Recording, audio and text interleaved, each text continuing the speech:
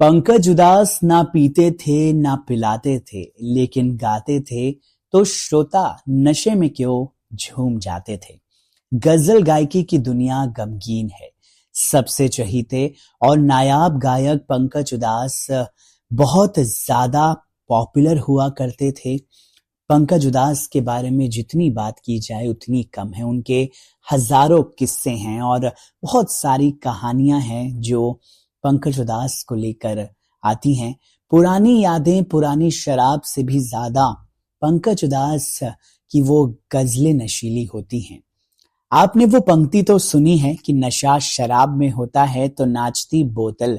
तलत महमूद हो या फिर पंकज उदास जैसे गायक, इनकी गजलों को सुनने के बाद ऐसा ही कुछ एहसास होता है। संगीत प्रेमी उनकी गजलें सुनते सुनते आज भी मदहोश हो जाते हैं। 80 का दशक था। हिंदी फिल्मों में बप्पी लहरी के डिस्को संगीत पर युवा पीढ़ी थिरक रही थी, लेकिन उसी दौरान एक वर्ग ऐसा भी था जो दिल से झूमना चाहता था। वैसे श्रोताओं को उस दौर में प्राइवेट एल्बम्स के जरिए जिन गायकों ने दीवाना बनाया, उनमें गुलाम अली, तलत अजीज, जगजीत सिंह, चंदन दास, अनूप जलोटा और पंकज उदास थे। गुलाम अली की सबसे लोकप्रिय गजल चुपके चुपके रात दिन आंसू बहाना याद है का अपना ही बोलबाला था। अनूप जलोटा ऐसी लागी लगन, मीरा हो गई मगन गाकर अपनी लंबी तान से लोगों पर जादुई असर कर रहे थे। तकरीबन उसी वक्त पंकज उदास ने अपनी ऐसी गजलें पेश की थी जिन्हें सुनकर पूरी की पूरी युवा पीढ़ी मदमस्त हो उठी थी। साल 1980 में आहट से ही उनकी गायकी का सफर शुरू हो गया था, लेकिन तरन्नुम और महफिल के बाद जब उनकी नई पेशकश आफरीन आई तो उनकी नशीली आवाज के कद्रदान हिंदुस्तान के कोने कोने तक फैल गए।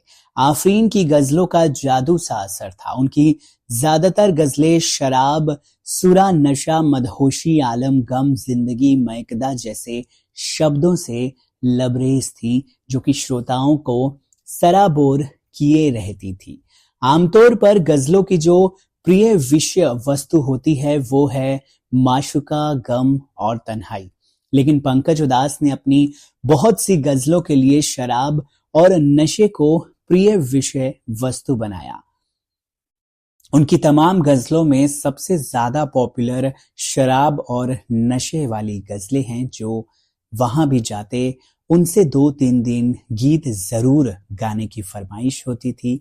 एक चिट्ठी आई है, दूसरी सबको मालूम है मैं शराबी नहीं, और तीसरी है शराब चीज ही ऐसी है। दूसरा गीत तो उनकी जिंदगी का सबसे बड़ा फलसफा ही बन गया था। इस गजल की पंक्ति जुबान दर जुबान पर चढ़ गई थी। खास तौर पर उस दौर में हर युवा बस यही गुनगुनाया करता था, सिर्फ एक बार नजरों से नजरें मिली और कसम टूट जाए तो मैं क्या करूं।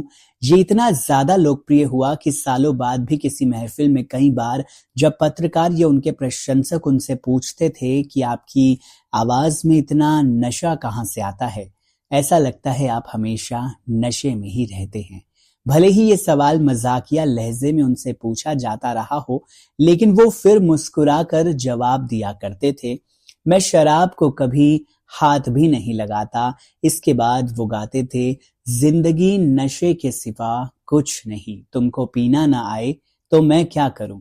इसके बाद पूरी महफिल तालियों से गूंज उठती थी। इनके अलावा भी कई गजलें उनकी शराब पर बेस्ड हुआ करती थी।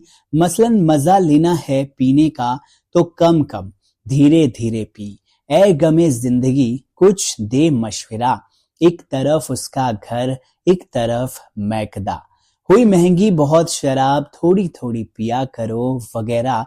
इनके अलावा उनका एक और गीत बहुत ज्यादा फेमस हुआ और वो था मोहे आई ना जग से लाज।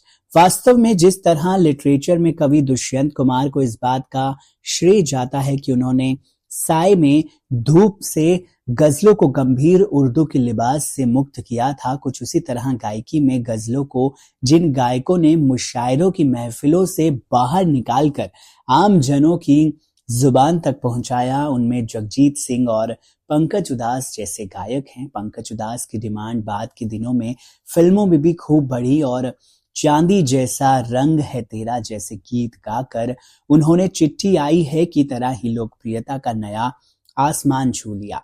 लेकिन उनकी गायकी को फिल्मी बंदिशें मंजूर नहीं थी। उन्होंने बाद के दिनों में भी स्वतंत्र होकर ही गाया और गजल गायकी को एक नए मुकाम पर पहुंचाया। बहरहाल पंकज उधास को लेकर, इस किस्से को लेकर आप क्या कहेंगे? कमेंट सेक्शन में जरूर बताइए।